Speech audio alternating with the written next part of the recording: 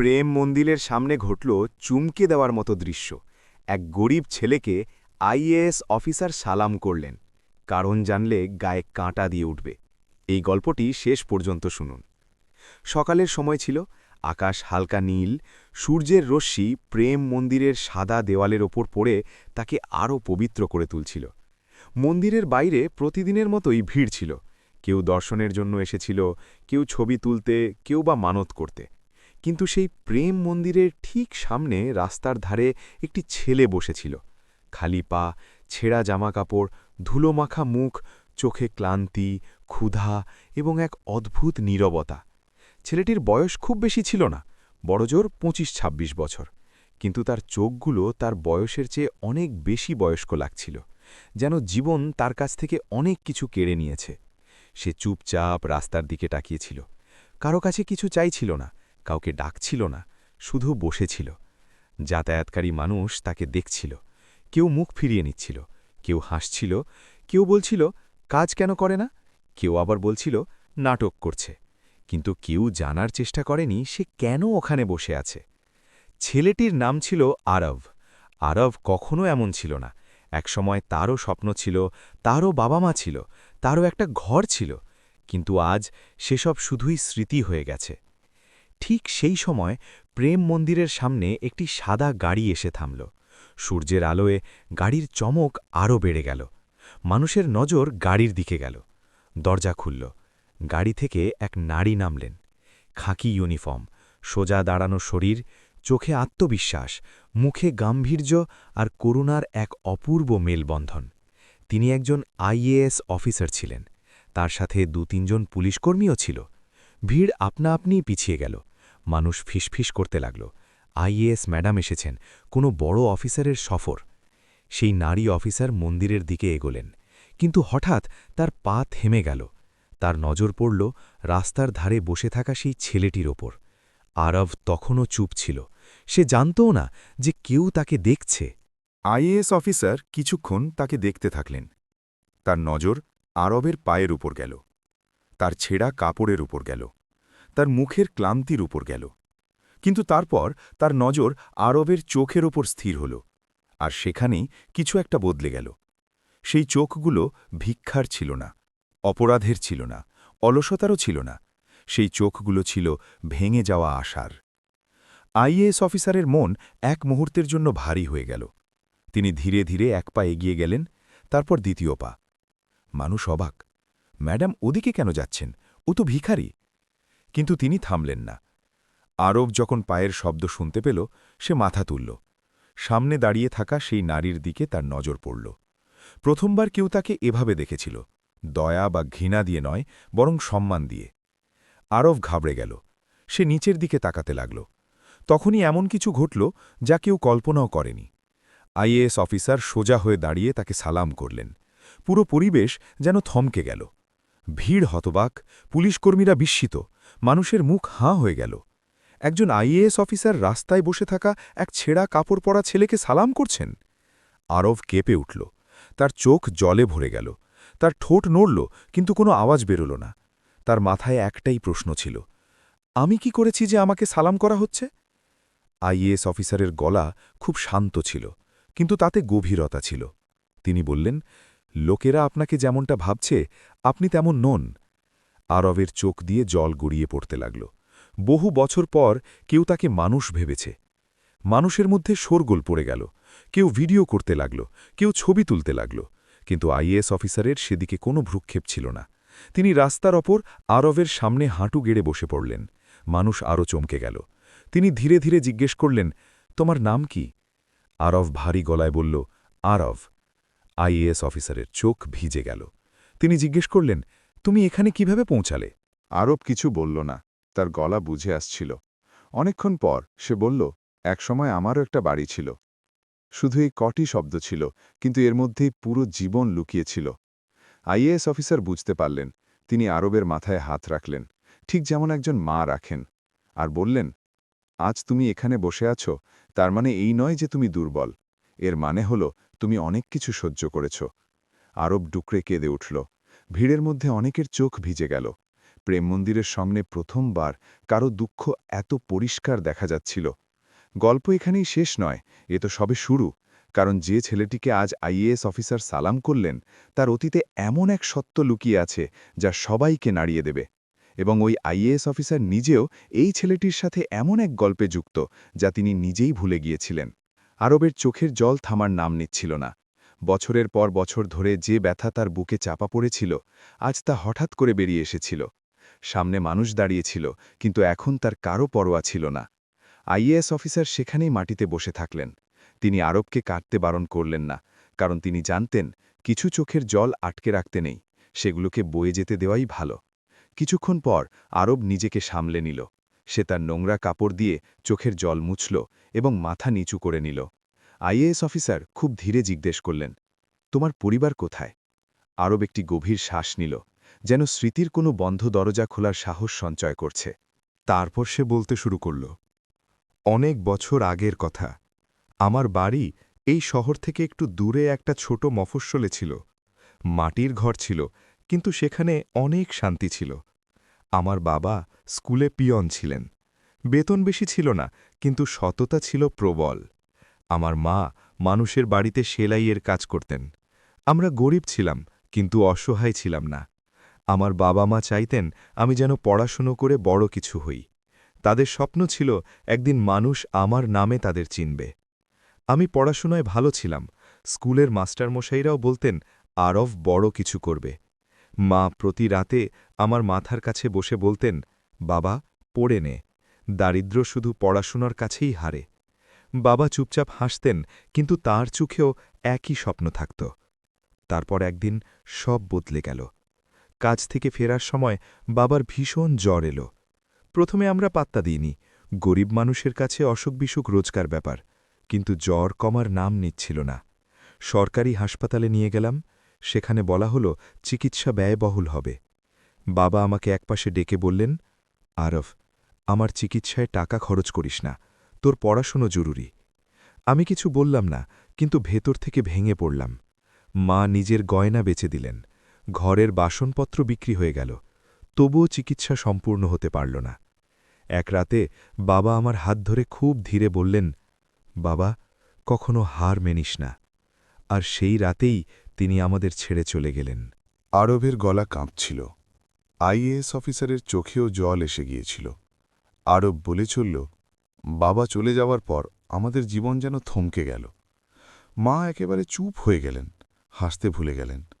আমি পড়াশোনা ছেড়ে কাজে লেগে পড়লাম। দিনে মজদুরি, রাতে মায়ের পাশে বসে তার নীরবতা শুনতাম। একদিন মা বললেন, আরব, তুই শহরে যা, কিছু একটা হ, আমি এখানে ঠিক আছি। আমি যেতে চাইনি, কিন্তু মা জেদ করলেন। আমি শহরে এলাম, স্বপ্ন আর আশা নিয়ে। কিন্তু শহর পাথরের মতো হয়, এখানে কারো গল্পে কারো কিচ্ছু যায় আসে না। কাজ পেলাম, কিন্তু খাটুনি বেশি, টাকা কম। আমি দিন রাত কাজ করতাম আর প্রতি মাসে মাকে টাকা পাঠাতাম। তারপর একদিন মায়ের চিঠি এলো। তাতে লেখা ছিল, বাবা, তুই ছাড়া ঘর শূন্য, কিন্তু তোকে দেখলে আমার শান্তি মিলবে। আমি সেদিনই বাড়ি ফেরার কথা ভেবেছিলাম, কিন্তু ভাগ্যের অন্য কিছু মঞ্জুর ছিল। কারখানায় দুর্ঘটনা ঘটে গেল। একটা ভারী মেশিন আমার উপর পড়ে যায়। আমি বেঁচে গেলাম ঠিকই, কিন্তু কয়েক মাস হাঁটতে পারলাম না। মালিক বলল আর কাজ দিতে পারবে না। আমার কাছে টাকা ছিল না। চিকিৎসা অসম্পূর্ণ থেকে গেল। মাকে সত্যিটা জানাইনি, মিথ্যে লিখেছিলাম যে সব ঠিক আছে। তারপর একদিন মায়ের আর কোনো চিঠি এলো না। আমি ঘাবড়ে গেলাম, কোনো মতে বাড়ি পৌঁছালাম। ঘর বন্ধ ছিল। প্রতিবেশীরা জানাল, মা আর এই দুনিয়ায় নেই। আরব চুপ হয়ে গেল। তার চোখ শূন্য ছিল। আইএএস অফিসারের বুকটা যেন কেউ মুঠি দিয়ে চেপে ধরেছিল। আরব বলল, সেদিন আমার দুনিয়া শেষ হয়ে গেল। না ঘর রইল, না মা, না শরীরে জোর, না মনে বাঁচার কারণ। আমি পথে পথে ঘুরতে লাগলাম, কখনো স্টেশনে, কখনো মন্দিরে, কখনো রাস্তায়। মানুষ আমাকে দেখত, কিন্তু কেউ আমাকে বুঝত না। আজ আমি এখানে বসে ভাবছিলাম যে হয়তো ভগবান আমাকে দেখতে পাবেন। আইএএস অফিসারের চোখ থেকে জল গড়িয়ে পড়ল। তিনি ধীরে ধীরে বললেন, ভগবান তোমাকে দেখেছেন, এই জন্যই আমি এখানে আছি। আরব প্রথমবার তার দিকে ঠিক করে তাকাল। সে জিজ্ঞেস করল, আপনি আমাকে সালাম কেন করলেন? আইএএস অফিসার কিছুক্ষণ চুপ থাকলেন, তারপর বললেন, কারণ আমি জানি তুমি ভেঙে পড়নি, শুধু ক্লান্ত হয়ে পড়েছ। আর এই জন্য যে তোমার গল্পের সাথে আমার গল্পের অনেক মিল আছে। আরব অবাক হল। আইএএস অফিসার একটি দীর্ঘশ্বাস নিলেন। তিনি বললেন, আমিও একসময় তোমার মতোই সবকিছু হারিয়েছিলাম, আর প্রেম মন্দিরের সামনে আজ যা হল তা শুধু তোমার গল্প নয়, আমার অতীতের আয়নাও। আরব প্রথমবার সেই আইএএস অফিসারের চোখে ব্যথা দেখতে পেল। গল্প এবার এমন এক মোড়ে এসে দাঁড়িয়েছে, কারণ এবার খুলতে চলেছে আইএএস অফিসারের অতীত, আর সেই অতীতই ভবিষ্যতে সবকিছু বদলে দিতে চলেছে। আইএএস অফিসার কিছুক্ষণ চুপ করে থাকলেন। প্রেম মন্দিরের সাদা দেয়াল সূর্যের আলোয় চকচক করছিল, কিন্তু তার ভেতরের এক পুরনো অন্ধকার ধীরে ধীরে বাইরে আসছিল। তিনি আরবের দিকে তাকালেন। আরব তখনও মাটিতে বসেছিল, কিন্তু তার চোখে একটি প্রশ্ন ছিল। সে প্রশ্ন শব্দে নয়, ব্যথায় ছিল। আইএএস অফিসার একটি দীর্ঘশ্বাস নিলেন, যেন বহু বছরের পুরনো কোনো ক্ষত থেকে ব্যান্ডেজ সরাতে যাচ্ছেন। তারপর তিনি বলতে শুরু করলেন, অনেক বছর আগে আমিও কারো মেয়ে ছিলাম, কারো আশা ছিলাম, কারো স্বপ্নের কারণ ছিলাম। আমার নাম অনন্যা। আরব ধীরে ধীরে মাথা তুলল। নামটা শুনতেই তার মুখে হালকা ভাবান্তর হল, যেন এই নামটা মস্তিষ্কের খুব গভীরে কোনো ব্যথায় গাঁথা। অনন্যা বলে চললেন, আমি একটা ছোট গ্রামে জন্মেছিলাম। আমার বাবা একজন সাধারণ মানুষ ছিলেন। সরকারি চাকরি ছিল না, জায়গা জমি বেশি ছিল না, শুধু সম্মান আর সততা ছিল। আমার মা খুব সহজ সরল ছিলেন। তার পুরো দুনিয়া বলতে ছিলাম শুধু আমি আর আমার বাবা। আমাদের ঘরে টাকার অভাব ছিল, কিন্তু ভালোবাসার নয়। বাবা রোজ সকালে আমাকে স্কুলে ছাড়তে যেতেন, আর প্রতিদিন সন্ধ্যায় আমাকে জিজ্ঞেস করতেন, আজ কি শিখলে? মা রাতে আমার চুলে আঙুল বুলিয়ে বলতেন, মেয়ে, তুই পড়াশুনো করে অনেক বড় হবি। আমিও স্বপ্ন দেখতাম, বড় স্বপ্ন।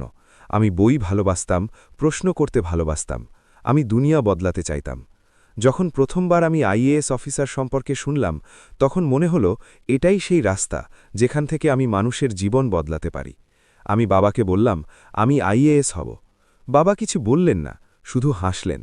কিন্তু সেই হাসিতে ভয়ও ছিল, কারণ স্বপ্নগুলো বড় ছিল আর আমাদের অবস্থা ছোট।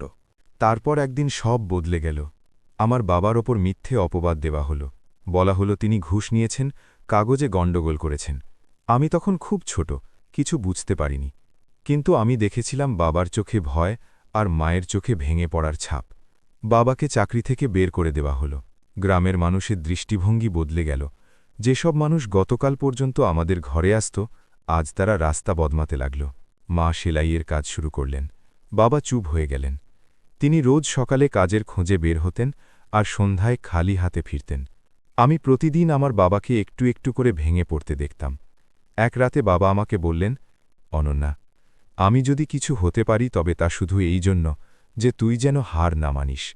সেই রাতের পর আমার বাবা কখনো বেশি কথা বলেননি। কয়েক মাস পর তিনি অসুস্থ হয়ে পড়েন। আমাদের কাছে চিকিৎসার টাকা ছিল না।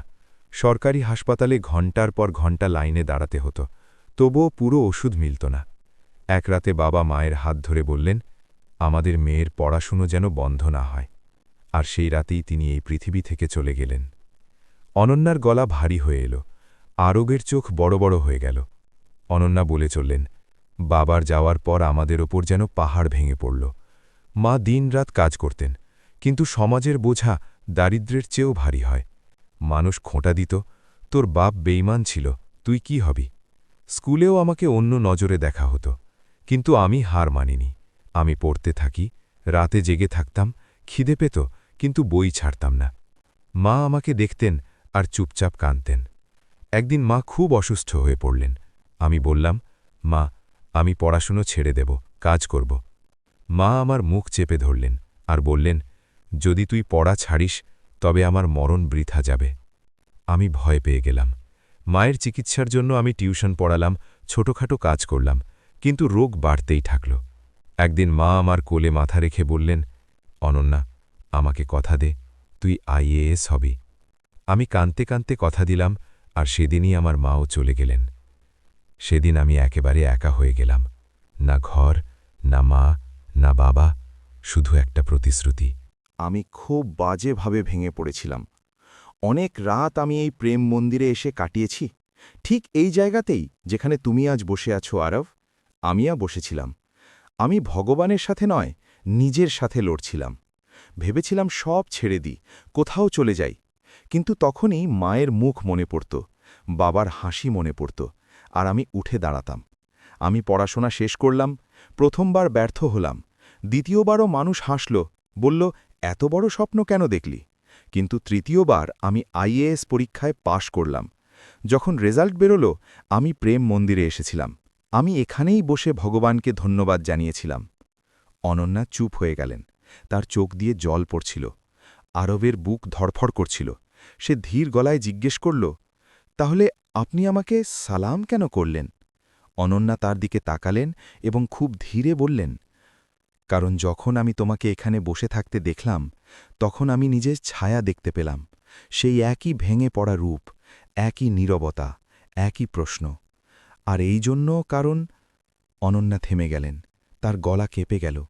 আরব অস্থির হয়ে জিজ্ঞেস করল, কেন? অনন্যা বললেন, কারণ তোমার বাবা আর আমার বাবা একই মানুষ ছিলেন। আরব যেন পাথরের মতো হয়ে গেল। তার কানে কথাটা প্রতিধ্বনিত হতে লাগল, একই মানুষ। তার ঠোঁট কাঁপতে লাগল। অনন্যা বললেন, অনেক বছর আগে আমার বাবা দ্বিতীয় বিয়ে করেছিলেন, কিন্তু সমাজের ভয়ে আমাদের কখনো একসাথে রাখেননি। তুমি আমার দ্বিতীয় দুনিয়া, আর আমি তোমার। আরবের চোখ দিয়ে জল বইতে লাগল। সে কাঁপতে কাঁপতে বলল, তাহলে আপনি... অনন্যা মাথা নাড়লেন, হ্যাঁ, আমি তোমার বোন। প্রেম মন্দিরের সামনে দুটি ভেঙে যাওয়া জীবন আজ এক হয়ে গেল, যারা বহু বছর আগে আলাদা হয়ে গিয়েছিল। আজ সেই জায়গাতেই মিলল যেখানে দুজনেই একাকিত্বে ভগবানকে ডেকেছিল। আরাব হাউ হাউ করে কেঁদে ফেলল। অনন্যা তাকে জড়িয়ে ধরলেন।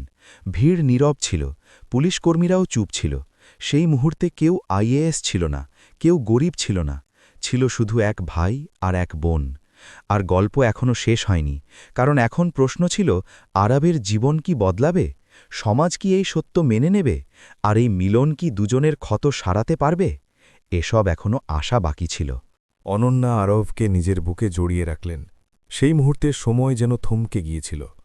প্রেম মন্দিরের সামনে দাঁড়িয়ে থাকা ভিড় তখনও সেখানেই ছিল, কিন্তু এই সম্পর্কের মাঝে কিছু বলার সাহস কারও হচ্ছিল না। আরবের কান্না ধীরে ধীরে ফুঁপিয়ে কাঁদায় পরিণত হল। সে প্রথমবার কোনো আপনজনের বাহুতে মাথা রেখেছিল। এত বছর পর তার মনে হল যেন সে কোনো ঠিকানায় পৌঁছেছে। অনন্যা তার মাথায় হাত বুলিয়ে বললেন, এখন তুমি একা নও, এখন তোমার জীবন শুধু তোমার নয়। আরব ভাঙা গলায় জিজ্ঞেস করল, সত্যি আপনি আমাকে ছেড়ে যাবেন না তো? অনন্যা তার মুখ নিজের হাতে তুলে নিলেন আর খুব বিশ্বাসের সাথে বললেন, না, আর কক্ষণো নয়। সেই একটা বাক্য আরবের ভেতরের কিছু ভেঙে দিল আর কিছু জুড়ে দিল। যা ভাঙার ছিল তা ভেঙে গেল, যা জোড়ার ছিল তা জুড়ে গেল। কিছুক্ষণ পর অনন্যা উঠে দাঁড়ালেন। তিনি তার সাথে আসা পুলিশদের দিকে তাকালেন। তার গলায় তখন অফিসারের সুর ছিল না, তাতে মনুষ্যত্ব ছিল। তিনি বললেন, এদেরও শোনা উচিত, কারণ এই গল্প শুধু আমার আর আরবের নয়। এটি সেই সমাজের গল্প, যারা মানুষকে পরিস্থিতি দিয়ে নয়, বরং পোশাক দিয়ে মাপে। মানুষ আরও কাছে চলে এলো। অনন্যা আরবের হাত ধরে বললেন, এ আমার ভাই, আর আজ থেকে নয়, অনেক বছর ধরে। মানুষের মধ্যে শোরগোল পড়ে গেল। কেউ মাথা নিচু করে নিল, কারোর চোখ ভিজে গেল। অনন্যা আরও বললেন, যে ছেলেটিকে আপনারা আজ পর্যন্ত ভিখারি ভেবে এসেছেন, যাকে দেখে রাস্তা বদলে নিতেন, তার শরীরেও সেই একই রক্ত বইছে যা আমার শরীরে আছে। আর আমি যদি আইএএস হতে পারি, তার মানে এই নয় যে সে দুর্বল, এর মানে শুধু এটাই যে সে সুযোগ পায়নি। আজ প্রেম মন্দিরের সামনে আমি তাকে সালাম করছিলাম না, আমি আমার বাবাকে, আমার মাকে আর সেই সংগ্রামকে সালাম করছিলাম যা আমরা দুজনেই পেরিয়ে এসেছি। ভিড়ের মধ্যে পিনপতন নীরবতা ছিল। একজন বয়স্ক লোক এগিয়ে এলেন, তার চোখ ছলছল করছিল। তিনি বললেন, মা, আমাদের ভুল হয়ে গেছে, আমরা এই ছেলেটিকে কখনো মানুষ ভেবে দেখিনি। অনন্যা মাথা নিচু করলেন এবং আরবের হাত আরও শক্ত করে ধরলেন। এরপর যা হল তা কেবল একটি দৃশ্য ছিল না, তা ছিল এক পরিবর্তনের শুরু। অনন্যা সেখান থেকে নির্দেশ দিলেন না, তিনি সেখান থেকে আশা দিলেন। আরবকে হাসপাতালে নিয়ে যাওয়া হল, পরিষ্কার জামাকাপড় দেওয়া হল, পায়ের ক্ষতের চিকিৎসা হল। প্রথমবার আরব আয়নায় নিজেকে দেখল, এবং নিজেকে দেখে আর ভয় পেল না। অনন্যা প্রতি মুহূর্তে তার সাথে থাকলেন, যেন বহু বছরের দূরত্ব এক দিনে ঘুচিয়ে দিতে চাইছেন। হাসপাতালের ঘরে আরব জিজ্ঞেস করল, এবার আমার কি হবে? অনন্যা মুচকি হেসে বললেন, এবার তোমার সেটাই হবে যা একসময় তোমার বাবা মা চেয়েছিলেন। চিকিৎসার পর অনন্যা আরবকে নিজের সরকারি বাসভবনে নিয়ে এলেন। সেই বাড়িতে আরবের কেমন যেন অদ্ভুত লাগছিল, এত পরিষ্কার, এত শান্ত। সে বারবার বলছিল, আমি এখানে নোংরা করে দেব। অনন্যা হাসতেন আর বলতেন, এটা বাড়ি নয়, পরিবার। দিন কাটতে লাগল। আরব পড়াশোনা শুরু করল। প্রথমে ভয় পেত, বই খুললেই হাত কাঁপত। কিন্তু অনন্যা প্রতিদিন সন্ধ্যায় তার পাশে বসতেন। তাকে বোঝাতেন যে হার তখনই হয় যখন আমরা নিজেরা হার মেনে নিই। ধীরে ধীরে আরব বদলে গেল। তার চোখে আর শূন্যতা ছিল না, তাতে প্রশ্ন ছিল, জিজ্ঞাসা ছিল। সমাজও বদলে গেল। যে ছেলেটিকে রাস্তায় দেখে মানুষ তিরস্কার করত, আজ তারই গল্প শুনতে আসত। প্রেম মন্দিরের সামনে তোলা সেই ছবি সারা দেশে ছড়িয়ে পড়ল। মানুষ প্রথমবার একজন আইএএস অফিসারকে এক গরিবকে সালাম করতে দেখল, কিন্তু আসল পরিবর্তন আরবের ভেতরে এসেছিল। একদিন সে অনন্যাকে বলল, আমিও কিছু হতে চাই, যাতে আর কোনো আরবকে রাস্তায় বসতে না হয়। অনন্যার চোখ জলে ভরে গেল। তিনি বললেন, এটাই তো আমি শুনতে চেয়েছিলাম। বছর পেরিয়ে গেল। আরব আর রাস্তায় বসত না। সে পড়ত, শিখত, মানুষের সাথে কথা বলত।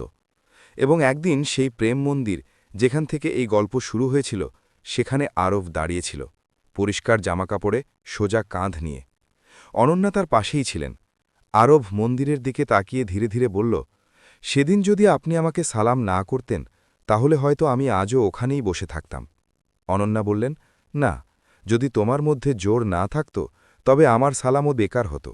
দুজনেই হেসে ফেললেন। প্রেম মন্দিরের ঘণ্টা বাজছিল, এবং সেই আওয়াজে একটি বার্তা ছিল, মানুষের দাম তার পরিস্থিতি দিয়ে নয়, তার সাহস দিয়ে ঠিক হয়। এই গল্প কোনো আইএএস অফিসারের নয়, কোনো গরিব ছেলের নয়। এই গল্প সেই মানবতার, যা যদি বেঁচে থাকে, তবে প্রতিটা প্রেম মন্দিরের সামনে কোনো না কোনো আরব দাঁড়িয়ে থাকবে স্বপ্নের সাথে, আর কোনো না কোনো অনন্যা তাকে সালাম জানাবে। গল্প এখানেই শেষ হয়, কিন্তু এর প্রভাব হৃদয়ে থেকে যায়। যদি এই গল্প আপনার মনকে সামান্যতমও ছুঁয়ে থাকে, যদি প্রেম মন্দিরের সামনে আইএএস অফিসারের সেই সালাম আপনার চোখ ভিজিয়ে থাকে, তবে যাওয়ার আগে একটা কথা দিন। আজই স্টোরি বাই বিকাশ চ্যানেলটি সাবস্ক্রাইব করুন এবং কমেন্টে লিখুন, আমি মানবতার পাশে দাঁড়াব। এটি আপনার কাছে আমার শপথ নয়, এটি সেই আরবের শপথ, যাকে একটি সালাম নতুন জীবন দিয়েছে। আপনি যদি সত্যিই একজন ভালো মানুষ হন, তবে সাবস্ক্রাইব না করে এই ভিডিওটি বন্ধ করবেন না।